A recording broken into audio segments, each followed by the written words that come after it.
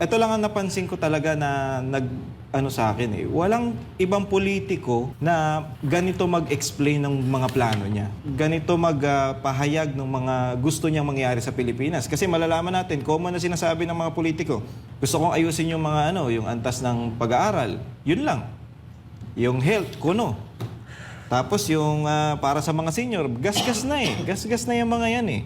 Pero itong si Pastor Kibuloy, talaga dinitali niya, ito ang gagawin ko, lalabanan ko ang mga komunista, lalabanan ko lahat ng kalaban ng gobyerno at yung sa pag-aaral. Hindi mo lang pwedeng sabihin nag-aaral ka, aralin mo o yung sasabihin ng mga politiko na gusto ko maging maganda, mag-aral lang lahat. Hindi pwede yung ganun lang. Gusto ko tumaas ang antas ng pag-aaral ng lahat. Hindi pwede yung ganun lang. Kailangan ipakita mo kung paano mo gagawin. Si Pastor, pinakita niya kung paano niya gagawin at gusto niya maging libre lahat. Hindi lang basta-basta yung mga alam naman natin may libre na ngayon yung sa elementary at high school. Pagdating sa college, maraming gastusin. Pag nagawang libre ang college, malaking bagay na yun sa mga estudyante natin na gusto mag-aral ng college na walang pera. Ibang-iba talaga pag nagsalita si Pastor, alam mo yung nasa puso niya eh. Alam niya kung paano gawin. Hindi siya yung nagsasalita lang na, ito gusto kong gawin to. Pag sinabi niya, may paliwanag.